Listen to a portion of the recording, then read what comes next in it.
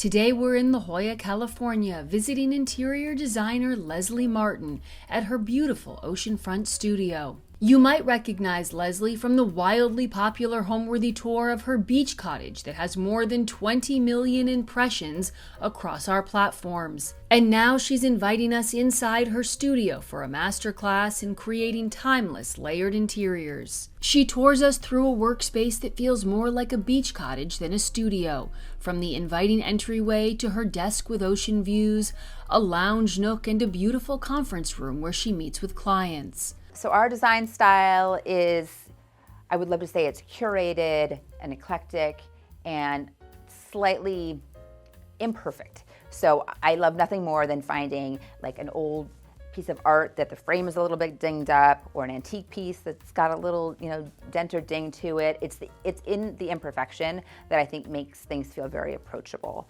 Along the way, Leslie shares how she develops her design schemes with expert tips on mixing patterns, layering textures, and mastering that perfectly imperfect charm she's known for. You'll hear designers say it's the ugly piece in the room. It's not literally ugly, but what it means is it's just kind of throwing in something that's kind of putting everything a little bit off balance. So an easy one to do is like a velvet tiger. It's just a little bit unexpected, and it balances out the femininity of that floral and these other pieces. So you can start to see, when you see everything together, how it's cohesive, but it's layered and it's interesting. So step inside this stunning studio and walk away with tips to elevate any space, whether it's a home, a rental, or a workspace. Hi, Homeworthy. Welcome back to La Jolla. I'm Leslie. Come on and see my studio.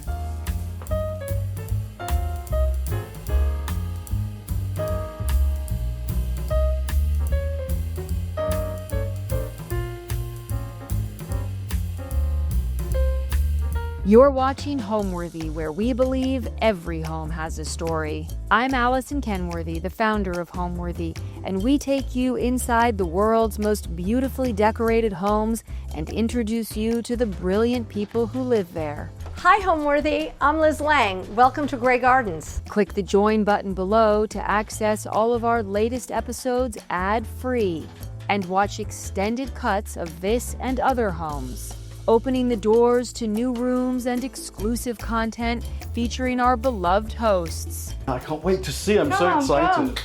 And if you're looking to shop items inspired by this and other Homeworthy tastemakers, be sure to use the product links below or scan the QR code on screen to find fabulous furniture, coffee table books, and accessories that can transform your house into a home.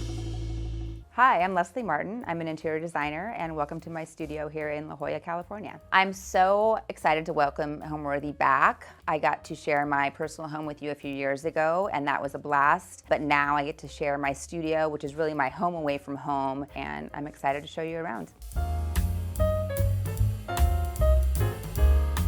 This building, I believe, was built in the 70s, and it's so charming because on the exterior, it's all a shingle, and it looks like a beach cottage, and all the offices or stores in it kind of have this like individual little cottage feel, which was what drew me to the building in the first place. And then when you enter the units, some of them, we're lucky to have these great ceilings that are sort of pitched and wood paneled, and they were dark wood, so they got painted out white, which is fabulous. It feels a little industrial, but like in the best way. It feels like this, a perfect beach cottage. And it's nice to have that height too, so that's really important. And we've got beautiful windows in the space. Some of them I thought would be a good idea if we had them paned. So I had my contractor build out window panes for us, and that makes it feel a little bit more cottagey as well. So that's a nice touch. So it's a working studio. It has to function well. So that means space for all of my team members to really have room to do their jobs. So this table is huge. It's an old farmhouse table from France. It was a little low, so we put it up on wheels to give it some height and also some mobility to it. It's got great drawers for storage. I've got two project managers who sit here, and it functions really well for that.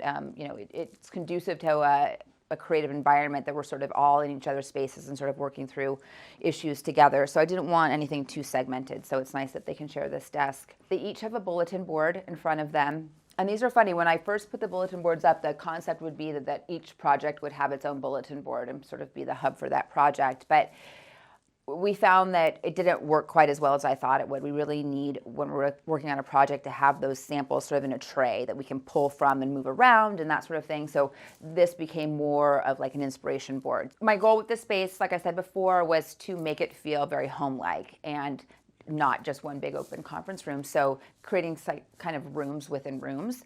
A great way to do that is by grounding a space with a rug. The go-to for us is these jute rugs. They're kind of nice and neutral. I almost treat them like a hardwood floor because they're kind of like the base layer, but I want it more interesting than just a sea of jute. So oftentimes we'll layer another rug on top of the jute. So this is a great rug that I found. It's vintage.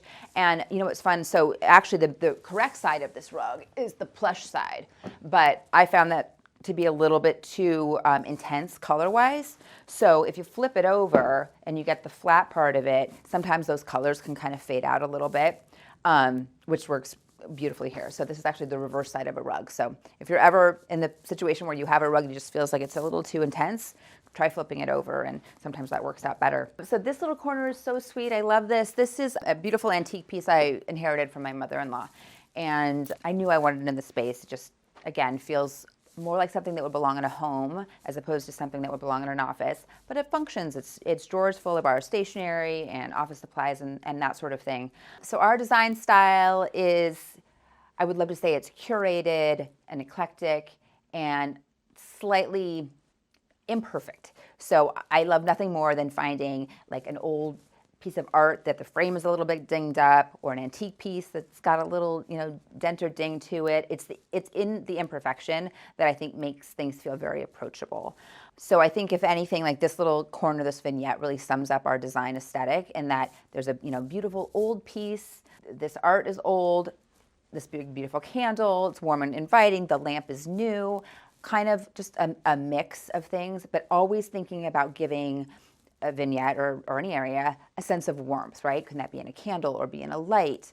Some greenery always brings life to a space, even if it's fake. So, softening a corner with some greenery of any kind is a very smart thing to do. A stack of books, you'll always see books used in our interiors. It's kind of a go-to. They're so helpful, right? They're bringing in extra color. They're propping something up to make it the right height. There's never been a better decorating tool than a bunch of books. They will always come in handy. So, and things like stacking the artwork. Like I could have just hung this piece, and for a while that's all that was there, and it was fine. But the minute you put something on top of it, it brings it to life even more. It makes it even more interesting. So there is a balance. Like you don't want to overdo anything, but sometimes it always needs just like one extra thing to sort of put it over the edge. So love this corner. I don't love a theme, but I definitely love a nod. So there's little bits of elements throughout the studio that speak to the location, being obviously right here on the water. This is a wave detail on the trim and the drapery, which is so beautiful. And then a cozy chair that, somebody could sit down and take a Zoom meeting or have a conversation with a team member.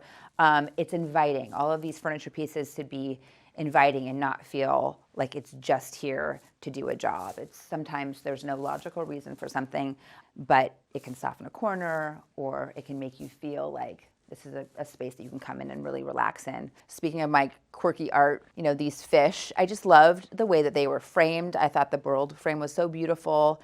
And again, a slight nod to our location. Nothing overly themey, but it's nice to make a reference to sort of where you are. You'll see a lot of shells throughout the studio, beautiful shells that bring in a little bit of color and interest. And it looks like I probably just went outside and collected these beautiful shells from the seashore. I bought them in an antique store, so no, I didn't collect them. But just subtle little cues I think are important when you're designing a space. So I own the interior design firm M&M Interior Design with my sister, my younger sister. And we started, unprofessionally when we were children, always sort of playing as interior designers and moving furniture around, much to the chagrin of my mom, I'm sure. But we were always very much in that headspace. At some point in our 20s, my sister Kim and I were both living in the same city and were doing design more for friends as favors, and realized that there was potentially a business in this. So we sort of started picking up real clients and charging, and then life took over and we both had a slew of kids and decided eventually to get back into it, because it's just, once you have that desire and that need to be creative in that way, it kind of never leaves you, and so you're always sort of looking for an outlet. And so it kind of started as a hobby. We thought, we'll just sort of do it on the side, and it quickly turned into a really great business.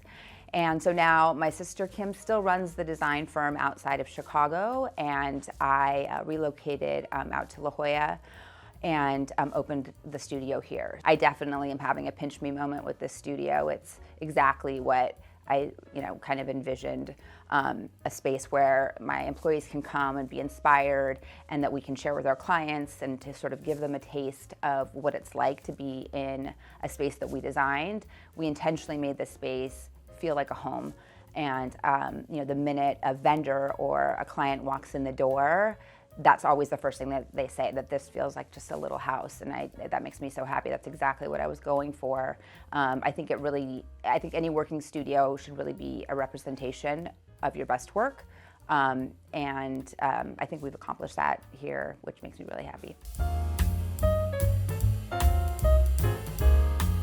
So when you first walk in, obviously it's a big open space, but I wanted to make sure that there was a sense of sort of entry. So we accomplished that by taking over this corner and making it sort of the entry desk. We did something really fun here in the corner to really soften it up and make it inviting. We did a drapery panel on both of these corner walls that just really softens it. So again, in a commercial space, sometimes it can feel a little bit harsh and cold. So taking any opportunity to sort of soften things down is great. And it's really fun to layer on top of a drapery like this. So you can do this with this art hanging chain, and we just put it in the ceiling and had it hang in front of it, which is beautiful. And then these are a plug-in mounted wall sconce, but because the drapery is here, it kind of just hides that cording really nicely, and it makes it a really beautiful, interesting corner. And it's functional. We have a team member that works here on the daily, but it's also, when she's not here, we can sort of treat it like a beautiful entryway, just like you would in any homes. It's nice to accessorize it nicely. So, a beautiful book that we're actually published in. There's a little self-plug there. This is a beautiful bar that my sister designed, and it's in this beautiful book by Carlos Mota. How fun for a client to walk in and see your work published in a beautiful book. I think that gives them a nice sense of who you are. Take the extra time to find the special pieces. That's really what's going to make any space feel interesting. So this is a vintage Swedish lamp. We want the experience here to be, inviting for all the senses. So we even have a candle that we had custom made with a company out of LA called Baird and Riley, and it's our signature scent, and they embossed our logo on it. And it's a gift that we give to all of our clients at the beginning of every project. So that's special. So just, a million little touch points along the way for a client is what gives them that total experience with us. So that's sort of what this entry represents. It's a touch point for all the things that are important to us. 6-ish years ago, Kim and I were running the business, and we were both working from home, which was wonderful, but obviously has its challenges. And so we had looked for a long time for a space outside of Chicago. We finally found one. We spent close to a year renovating it, getting it ready. It was a big, beautiful studio. And 2 days after we opened the door, the world shut down because of COVID, and we pretty much had to lock the door and walk away. And I ended up moving out of state during that time. That studio still exists. Kim still runs that studio there, but I never got to work from it, and that was such a heartache for me. And then flash forward, moved to California, and so I again find myself working from this teeny home office. And so I kind of started a hunt for the perfect studio space. And I looked, and I looked, and I looked, and this went over the course of years that I was looking. And La Jolla is tricky. There's not a lot that comes on, and when it does, it wasn't quite right. So I was very much a Goldilocks in this situation, and I must have seen hundreds of places, and they all felt very commercial, and that's not what I was looking for. So I did find one that checked off a lot of boxes, and I was very close to signing the lease on it. In fact, it's in the same building that I'm in now, and the lease was there. I was waiting to sign it. For some reason, I was just sort of pausing, and I don't know why, because again, this had been a year plus long search. And so I was just kind of hemming and hawing, and I was actually with my agent walking back to my car with the lease in hand and saw this unit and kind of peeked in and thought, oh my gosh, I mean, I can't tell what's going on in there, but that looks like it's perfect. Like, what's the situation with that? And my agent said, sorry, they're in a long-term lease. They're not going anywhere anytime soon. You know, you better hurry up and sign this other lease. And I thought, gosh, that was one that got away for sure. So went home, was still kind of pausing, and then I got a call from my agent like 2 days later, and he said, you know, that unit that you saw, they want out, they're leaving. And so, you know, it's available at the end of the month. Do you want it? And I was like, hot diggity. Yes, I want it. And I didn't really know what the inside looked like. I kind of bit off more than I can chew because it was in quite a state. It was completely different aesthetic. It was concrete walls and very urban feeling and super dark. And so it was gonna need a lot of work to get it to the point that I really wanted it to be. And, but you know, we'll see when we walk around. You cannot beat this view out of this beautiful window, and it's exactly what I was looking for, and that it has kind of defined spaces that make it feel a little bit like a home. So that was the journey to get there. But like I said, I think patience sometimes pays off when it gets to real estate, because I could have jumped on, you know, a couple of things along the way and they wouldn't have felt this special. And for some reason, this one just came into my life right at the right moment, and I was able to jump on it, which was great. So welcome to my office, best view in the house. I actually have to sit with my back to the view because it is very distracting in the best way. You know, it can be really tempting when you're working in an office space to just have everything very utilitarian, but we're in the business of aesthetics and design, so it has to be beautiful and inspiring. And so how do you sort of marry those two? So finding pieces that can be double duty. This is not a desk. This is actually sort of, I think, probably a dining table or maybe even a console table. It's rather small. But why not use it as a desk? It functions just fine. So, you know, making choices that may not feel as logical, but sometimes logic doesn't need to win, right? We need to make things as beautiful as we possibly can too. So, but let's be practical as well. So I needed a bench for, you know, if a team member wants to come over and take a seat and talk to me, they can sit down. But we also need to keep storage in mind at all times. So this is actually a storage bench, which we keep a lot of fabric samples in. This screen is interesting because my thought was, you know, if I was on a call or wanted some additional privacy from my team, that I could have a folding screen here and kind of pull it over. I never do it because I don't really need to, but it softens that corner a little bit, and it's also, again, making a differentiating point between the common space and my office. Funny story about this, though, I bought it from an online antique dealer, so I never saw it in person, or more importantly, I never smelled it in person. It's beautiful, it's hand-painted leather, but it must have been in like a storage unit for 100 years or something, because it has the most strong smell of like smoke or something. I don't even know. So we call him Smoky Joe. And on some days, he's a little stronger than others. He gets a little riled up. But it's so beautiful. We'll deal with the smell. And then you know, when we got it in here, it felt kind of a little bit heavy and blocky. So I used can lights on the floor to sort of uplight it. And that kind of brings it to life a little bit. So typically, I do have a big monitor on my desk because it's a working studio, but I took it down for you guys today because I didn't want anything blocking this beautiful view. I love sitting here and being able to kind of look out at the entire office situation and hear the productivity and be very accessible to my team. But I do feel a little bit tucked away back here too, which is really nice. So I was immediately drawn to this space because I feel like this is the most quintessential view in La Jolla. Right below us is the cave. And it's a famous tourist spot. It's fantastic. So it's actually a cave, and you'll see kayakers going in there.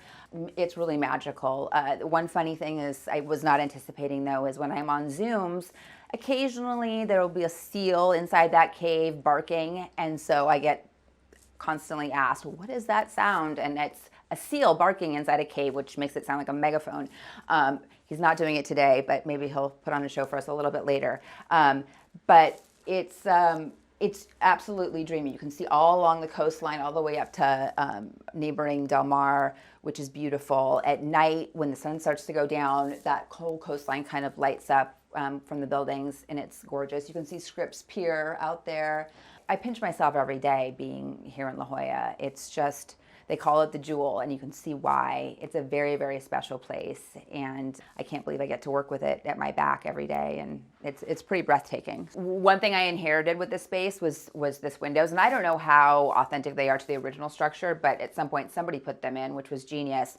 So it's tying these spaces together, but how quaint is this? It looks like it belongs like in a little cottage. It's so cute. So this is what we painted out, that Whirly Bird by Farrow and Ball, this beautiful green. And they rotate, so you can kind of close them off if you need to. But what a charming little detail. You don't feel like you're boxed in. I get to peek into that cute little den. So that was a lucky find. That's a great score. So what a great way, too, if you're in an office space and you want to partition out, but you don't want to close everything into like a cubicle style, add a charming detail like a window. I think that makes so much sense. If it's helpful with noise, but you still get all that visual through, which is great. It can't be all work all day. I'd love for my team members to have a spot that they could just relax to, open a book. My kids come to visit quite often after school, so it was nice to kind of carve out a little space for them to be comfortable. So I wanted to take this, instead of turning it into another office space, make it like a den. So found the perfect size sofa, and it fit just perfectly. This is from Anthropology. And I mean, it's so adorable with its little skirt, and it's kind of overstuffed and puffy. And I actually, in my plan, this is one thing to keep in mind. So, you know, when we're designing any space, the first thing we're going to do is sort of sketch it out on a floor plan. And for some reason on plan, this sofa, even though it fit this way, I didn't have it this way. I had it on this wall and sort of, you know, 90 degree this entire situation. And I got it in, and it just wasn't feeling right for some reason. So I switched it, and it suddenly felt better. So I think that's a really important thing to think of, is not to be so rigid, because things look so different on plan than they do in real life. And we could map things out 100 different ways. And when we get it in, for some reason, you know, just a slight tweak of something or rearranging can kind of fix all the problems. So nobody should ever get too kind of tight on what they think the plan should be. There should be some wiggle room with any plan, so it feels good. And this amazingly fit just perfect. So it worked out well. We had this beautiful table, this bone inlay table, custom made in India, and it's great. Like, I think that it's really important in any space, but really an interior design space, to have a lot of inspiration. So, you know, books everywhere. If you saw my home tour, you see I have the same affliction there. I have books stacked everywhere. But, you know, sometimes if you're stuck creatively, just to flip open a page and kind of dive into an image and ask yourself what you like about it and why that's working, I think that can really kickstart creativity. So there's no such thing as too many design books, in my opinion. I've caught my husband in here just taking a nap too when he comes to visit, so it's pretty comfy. Again, another bulletin board that's kind of ever changing. So one thing that we were talking about with the fact that this is a rental space and I don't want to be in forever, I wasn't going to have the opportunity to hardwire my wall lights, so all of them have to be plug-in, but that's okay. It doesn't have to be limiting. You know, a beautiful cord cover on a plug-in sconce is actually a statement, and I think that's fantastic. This is a great vendor off of Etsy that makes all these, and they're beautiful. So again, those can come with me if and when I decide to leave, which I don't think I'll ever leave, but if I do, those are coming with me. So these shelves I actually had in my home office. If you followed me on my home tour, you saw that these were in there. They're fantastic. They're bamboo, and they just have a lot of great storage space. So beautiful baskets filled with fabric. And you know, what's nice about these is that depending on how long your wall is, you can really add to them. So if we needed to, we could have added as many as we needed to fill up the space, but two fit perfectly here. Yeah, so you know, everything needs to be accessible. I find that to be a problem too in a lot of spaces, is that if everything is so tucked away, you don't really access it. It's the things like your samples that you see out in front of you that you're much more inclined to walk over and kind of flip through. If everything was hidden behind doors, it might, you know, look a little bit more organized, but sometimes that kind of block you from actually using them. So it's good to have them all out. We clearly have an addiction to lampshades and pillows. We'll order them and maybe they're not exactly right for a project, so then they kind of end up staying here, and we'll kind of cycle through them. But my dream is to one day have like another little like side space where all I sell is lampshades and pillows. So stay tuned. That'll be the next Homeworthy tour. When you're dealing with a rental space, it's always really challenging to kind of balance that. You don't want to overinvest and do too many built outs, but a working office or a working studio, it's imperative that we have storage that functions really well. So I had to keep that really top of mind. So all of our storage pieces are actual furniture pieces. They're not, I didn't do any built-ins in this space. There was a lot of built-ins when we took ownership of the space, but I actually took those out because I wanted them to be aesthetically beautiful, but also highly functional. So I've got open bookcases behind me that house a lot of baskets, which houses a lot of our fabric samples. I've got beautiful antique pieces. You can always find a beautiful antique piece that functions really well and has great storage. It doesn't need to be something overly commercial. So things like that. The workstation for 2 of my employees is a big old French farm table. And it was the right size for the space. It accommodates 2 people very nicely, but it was squatty. The height of it wasn't quite right for a desk. So instead of just passing on it because it wasn't going to work, I figured out how can we make this work as a desk. So we just put it on some casters. So it's nice. It raised the height up, so it's a proper desk height. It's also now we can move it, which is fantastic. So you have to kind of get creative in the thinking of how you're going to use a piece. There was a kind of a nook in the conference room area that was a very obviously fixed, specific size. And the temptation would have been to take that space and build something out for storage. But I kind of held on that and thought, how wonderful would it be if I found the perfect antique, beautiful hutch that just fit in that space perfectly. That was a tough call because if it was too small, it would look odd. If it was too big, obviously it wouldn't fit. So I don't have a lot of superpowers, but I do have one, and it's I can kind of manifest the perfect furniture piece if I put it out there in the universe. So I kind of waited on that, and I didn't build anything out, and I knew in my head what I needed. And lo and behold, I walked into my local antique store, and there was this big, beautiful antique hutch. And I got out my measuring tape, and it was the exact dimension that I needed.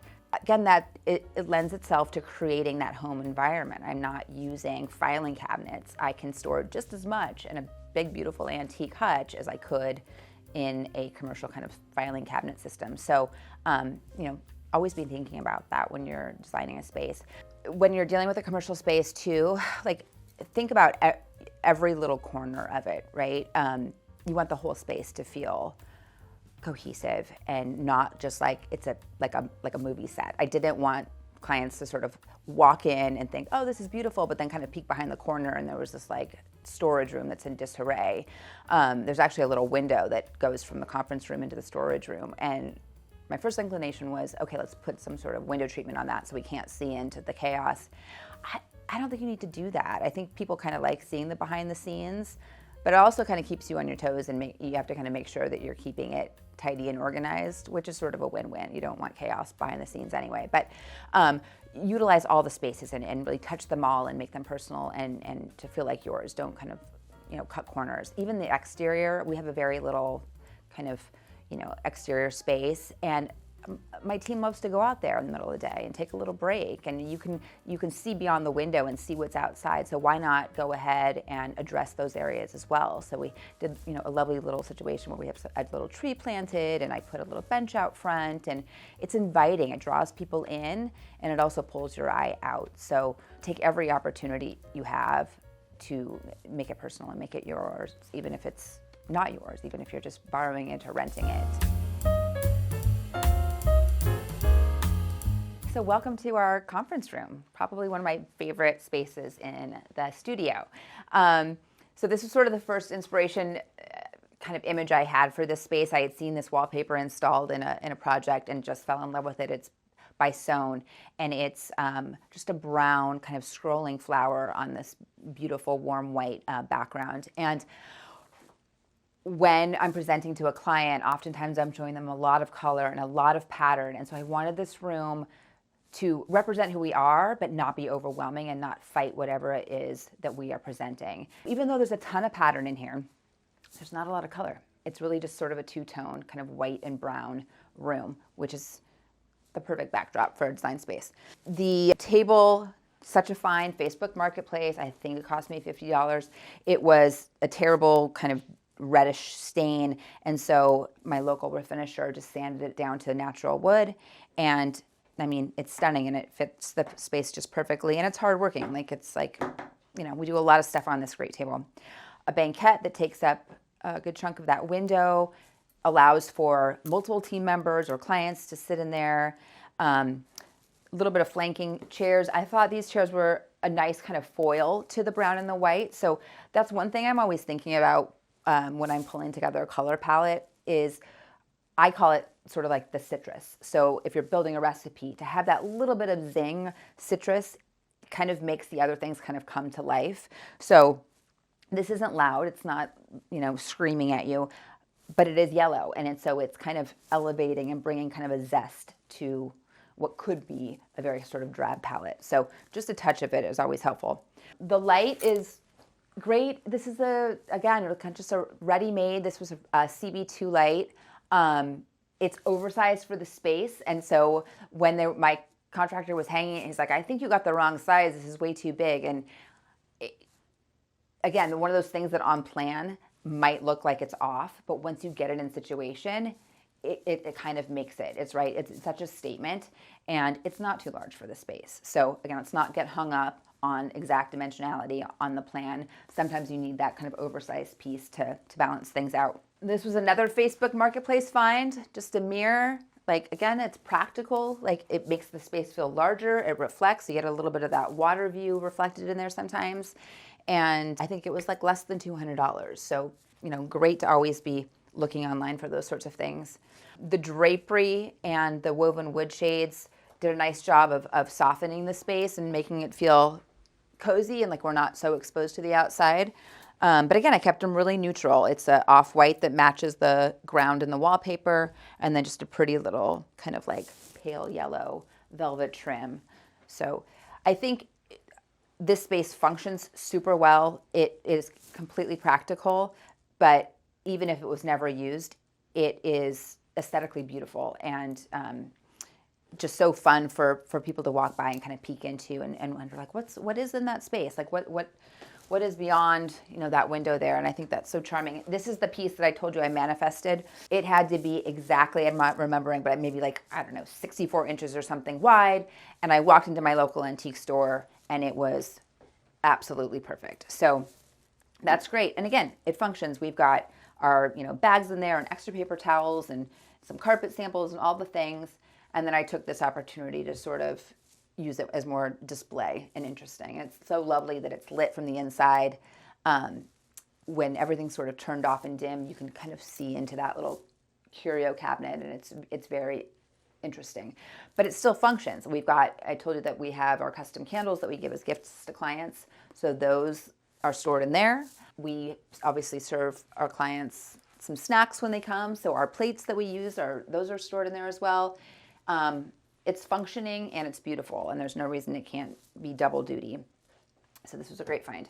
This little window is here, and yeah, no, your first inclination is to cover it because beyond that is our storage room. But it's so charming to have it, and same thing. So it didn't have any panes, so my contractor built me the panes, but it gives it that essence of being like a little cottage, and I love that.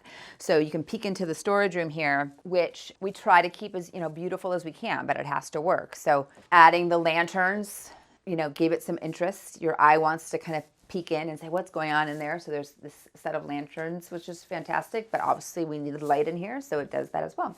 I didn't want to build anything in, so these are just ready-made dressers, and I bought 2 of them, and that acts as perfect storage. All the baskets are great for storage as well.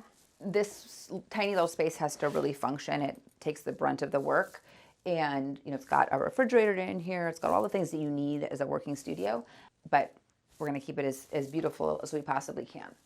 What's my favorite thing about this office? Okay, obvious answer, the view. You'll get a peek at it. It's absolutely incredible. I actually have to work with my back to it because if I didn't, I would just stare out and dream about being out there all day long. It's amazing. The conference room is really special to me. I just feel like it's like the little jewel, and it was actually sort of the first room that I envisioned decorating. It has this beautiful kind of climbing vine wallpaper from a company called Sewn, and it just feels like you're stepping into another world. And it's so lovely because it has a window that faces the outside, and so it's fun to watch people walk by and then kind of do like a stutter step and go back. I'm like, what is that? Because it's kind of unexpected.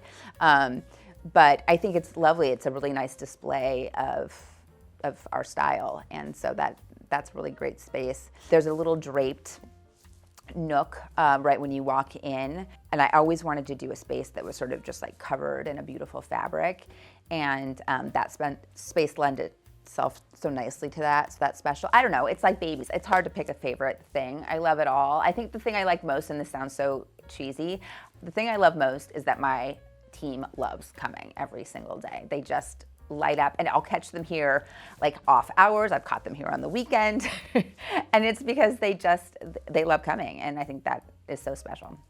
Now that we've seen Leslie's remarkable sense of style in action, we settle in with her to uncover the secrets behind her signature design style and learn how to bring that magic into our own homes. I think the key to any good design project is being hyper organized. There are a million details that you have to recall and refer back to, so staying organized is key. So obviously for our clients, we take it to the next level. There's just document after document of every little tiny detail. For the studio space, I didn't need to be that rigid, but I know that process works. So I wanted to keep things as organized as I possibly could. So this is sort of a looser version of what we do for clients, but you'll get a sense of how we start to sort of pull it all together. So first thing is any project is we're going to start to pull inspiration, and that can come from the client themselves or just us internally, and we're pulling lots of things, just anything that kind of catches your eye, you're going to put into your document that you can refer back to. So any inspiration image is going to kind of go at the forefront of this.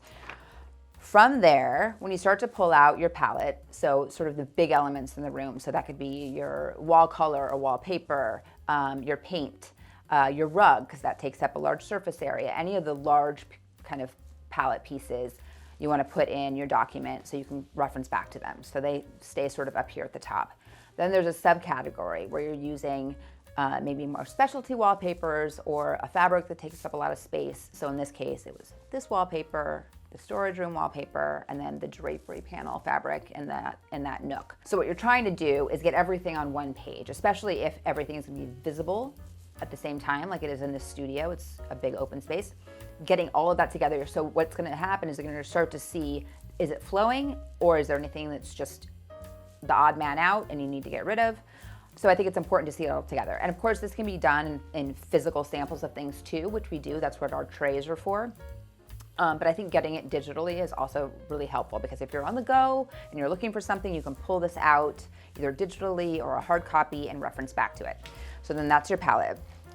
Next step is to organize the space. So what do you need it to work for? So for the design studio, I obviously knew I wanted a working station. For the team, a conference meeting area, my office, a den, some storage. So I'm just gonna kind of roughly kind of draw this out based on what I need. And there might not be dimensions in this part of it. I'm just kind of like sketching as I go, right? Then I'm going to turn it into a more detailed kind of architectural drawing that has actual dimensions. And this starts to get really important when you're pulling together your furniture pieces, because like that sofa, for example, had I not known what my dimensions for that space were, I could have fallen in love with that sofa, gotten it here, and realized it's an inch too long, which what's the point in that? So you have to get really detailed at this point. And then I'm going to keep this all in the plan, and everything that I'm planning on using, I will then reference on the drawing, so I know exactly where everything's going. This is really handy if you're doing even a move. So if you're moving from one house to the other, to do something like this, so you can have this on your, clipboard when your movers are there and you're telling them exactly where everything goes. There's nothing worse than a bunch of stuff coming off the truck and you can't remember where you had assigned it to go. So this visually is super, super helpful. And then I'm also going to take an inventory of all of those pieces that I'm going to be using in the space along with their dimensions. So again, I can reference back to them knowing that, you know, that table is 108 inches long and I'm going to need 2 chairs for it. So again, keeping everything very visual and as much information as you possibly can in the one document. Okay, now the fun stuff, making all these beautiful selections. So these are our client trays. Every client has one or multiple trays, and this is how we keep everything organized. And in here, we're gonna be putting all the selections that we possibly can. So everything down to the color of the wood floor, the paint on the walls, the rug, everything goes in one tray, so it's nice and accessible. So this is sort of a lesson on pattern selections and color selections and how we sort of jump off. So as I mentioned before, the way we sort of start is with that hero fabric. And so that's the fabric that we are relying on the most to pull and extract from. And that one obviously has to resonate with us, but it's one the client has to love too because everything is coming off of that. So for this purpose, I have this beautiful Elizabeth Eakins, and so you'll see that it's got, you know, 5 or 6 different colors in it. It's got a mustard and a brown and a blue and a green. So this is like the hero fabric of our dreams, right? It's got all these beautiful colors. So this does not have to be a huge statement in the room. All this is doing is it's giving us a color palette to work from. So this might end up being a trim on a wood blind or a pillow or a small slipper chair, something like that. It doesn't have to be massive. So, but this is our inspiration image. So we start with that. And then from there, we start to have fun pulling things in. So I think not only are we balancing color, but we have to think about how we're balancing pattern. This is a floral. So I don't think I would gravitate towards bringing in another overly floral pattern. That would be too competitive. So what I want to do is balance it out with something maybe a little bit more masculine. So a great one for that is a plaid. So like a beautiful green plaid pairs nicely with that because it's the yin and the yang, it's the feminine and the masculine, and also texturally, this is a linen, this is a wool. So, you know, maybe you pull in a velvet or a leather, something that balances. If you have an all linen room, sometimes that can feel a little bit staged. So we want to mix things up. So these are working beautifully together. We also have a little bit of red in here. So let's bring in something else that's not necessarily masculine, but it's also had some interesting texture. This is a great embroidered fabric. And again, this might just be on a small little element in the room. It might not be massive. So that's starting to be fun together. When we're doing a tray, it's important that we also are showing our clients, you know, kind of all the elements in the room. So it's not just going to be fabrics, right? We're also going to have some kind of window treatment. So we want to show them an overall palette of what that's starting to look like. If we have a lighting fixture, we want to show them what that metal finish is going to be. So this is a nice like aged bronze. So they're starting to get a complete vision of things here, right? We're calling out the fact that there's a little bit of green in this and there's a little bit of green in this, and it's all starting to work together. The rug is beautiful and has sort of all the colors that we're working with. We're going to bring in some more natural elements. You know, picking a solid that can work on a large piece like an upholstered, like a sofa or something. So something like that. And then you want to throw in the zinger, the thing that doesn't necessarily make sense, but it's sort of that like zest or citrus that I was talking about. It's that kind of like taking this and kind of like making it a little bit eh. And sometimes you'll hear designers say it's the ugly piece in the room. That's not literally ugly, but what it means is it's just kind of throwing in something that's kind of putting everything a little bit off balance. So an easy one to do is like a velvet tiger. It's just a little bit unexpected and it balances out the femininity of that floral and these other pieces. So you can start to see when you see everything together how it's cohesive, but it's layered and it's interesting. And it's important that you do see all these things together, and it's important also to see things in kind of a big scale. Sometimes, you know, you'll even like, this is a good example, a vendor will send you a very tiny little swatch, and that can be hard for a client to visualize. So if given the opportunity, always go for something that's sort of large in a sample format so they can really see things on a repeat and get a sense of what they're going to be looking at for the final product. So that's how we do it. What do I love most about being a designer? I think that anybody I think anybody, creative or not, if you're in a creative field, it doesn't matter. When you have that desire and your mind is constantly just daydreaming about things, and that's what you happen to do for a living, you know you're doing the right thing for a living. I can't imagine doing anything else because I eat, sleep, and breathe design. I absorb it like nothing else. I'm never tired of it. And so I love being able to express that on the daily. Anybody that runs a design firm knows that, you know, it's 90-10. It's 90% running a business, it's 10% really the creative stuff. And that doesn't really seem like a fair trade-off, but it is what it is. But that 10% is what drives you and what keeps you going and what, you know, makes you get up and handle all the business stuff because you yearn for that 10% of like that moment where I can like be on the floor in the studio with a bunch of fabric samples around me and I'm pulling together and I can see a room coming to life. Like that is such joy that it makes all the, you know, the yucky business logistics stuff completely worth it. I think, you know, much like this studio brings my team so much joy, there's really nothing better than creating a beautiful space for a client and just seeing them like, oh, like I'm home, this feels so amazing. And picturing my clients living in their spaces and enjoying them, just, it's like the gift that just keeps on giving. So it's fabulous, and I'm not good at anything else, so I can't imagine doing anything else, and I'm just really lucky to do what I love. Thanks for watching. Be sure to go to homeworthy.com for exclusive content, shopping guides, and so much more.